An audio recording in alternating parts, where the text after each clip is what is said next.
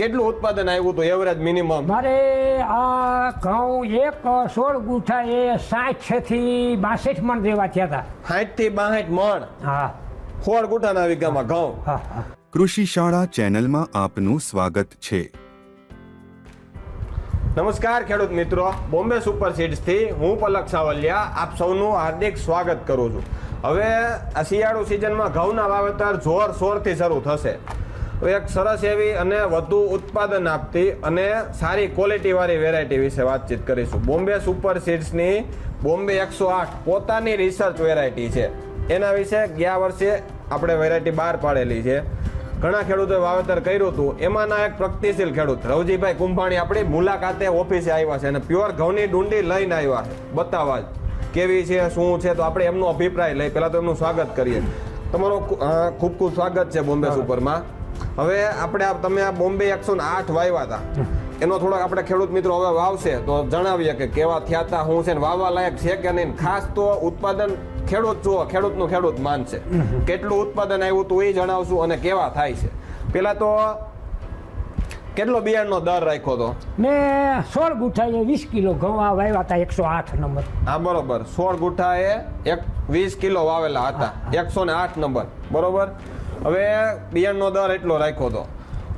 કેટલું ઉત્પાદન આવ્યું હતું એવરેજ મિનિમમ? મારે આ ઘઉં એક 16 ગુઠા એ 60 થી 62 મણ જેવા થયા હતા. 60 થી 62 મણ? હા, 16 ગુઠાના વીઘામાં ઘઉં. હા, હા. બીજા અને આ ઘઉંની હારોહાર મેં 400 ટુકડા વાવ્યા હતા. એ ખાલી 45 મણ થયા. એક જ ખેતર, એક જ ખાતર, એક જ પિયત છતાં. હા, બરોબર છે. હવે કહું તમે આ તો હાલો આપણે ગયા વર્ષે જ બારી પાડી અને તમે બોમ્બે સુપરથી આપણે ઘણા સમયથી જોડાયેલા છો. તમે ઘઉં તમે પેલા વર્ષોથી કેટલા વર્ષોથી ઘઉં વાવો? એવરેજ વેરાયટી યાદ નથી. 20 વર્ષનો હતો ત્યારનો ઘઉં વાવું છું. અત્યારે તમારી ઉંમર કેટલી છે? મારી ઉંમર 70 વર્ષ. 70 વર્ષની છે ને 20 વર્ષ એવરેજ 45-50 વર્ષથી તો ઘઉં વાવો જ છો. આવું ઉત્પાદન, આવી ક્વોલિટી ક્યારેય થઈ છે? નથી થઈ. આવી ક્વોલિટી નથી થઈ ને આ ખર્ચાય નથી. બીજા નંબરમાં ખાવામાં સારા છે. ઉત્પાદનમાં બોમ્બે 108 વધુ ઉત્પાદન છે. બોમ્બે 108. આની ડુંડી આ એની જ છે? બતાવી દો. 8 ઇંચની તેની લંબાઈ છે. તમારી રીતે બતાવી દો ડુંડી. જો આ એની ડુંડી છે, મારા જ ખેતરેથી લઈ આવેલી છે કે જેની 7 થી 8 ઇંચ તો લંબાઈ છે ડુંડીની. આવી ડુંડી લંબાઈ વાળી મેં નથી જોઈ ક્યારે. 7 થી 8 ઇંચ ઉતવાના ટૂંકમાં હાઈટમાં કેવું રહે છે? હાઈટમાં માપસર છે એટલે કઈ નમી નથી જતા. હાર્વેસ્ટરમાં કાઢવામાં મજા આવે એવા. હા, એ બસ એ પોઈન્ટ સારો કે હાર્વેસ્ટરમાં ખરવાના પ્રશ્નો રહ્યા હતા? નહીં, બિલકુલ નહીં. આ બંસી ઘઉં તો બધા નમી જાય, બહુ હાઈટમાં થાય એટલે આ નમતાય નથી. આની હાઈટ માપે થાય. ડુંડી મોટી છે. ડુંડી મોટી. ઉત્પાદન 60 થી 62 મણ. કલર એ જોઉં બ્રાઉન જેવો તો આનો કલર છે ઘઉંનો. ક્વોલિટી કેવી ખાવામાં? એટલે રાખ્યા હતા કે 496 ખાધા?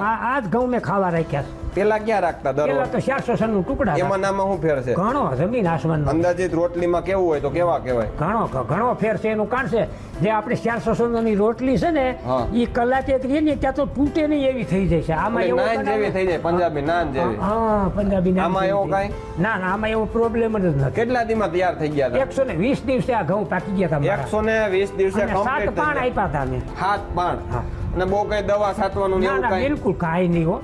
બધું જે રેગ્યુલર હોય છે ઓલા 496 કર્યું એ જ આમાં ટ્રીટમેન્ટ કરી. હા, એ ટ્રીટમેન્ટ કોઈ ફેર. તમારા રવજી બાબા ફોન નંબર આપી દો.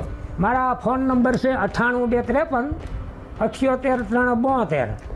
બરોબર. અને કંપનીના નંબર છે 9638 96 23 96.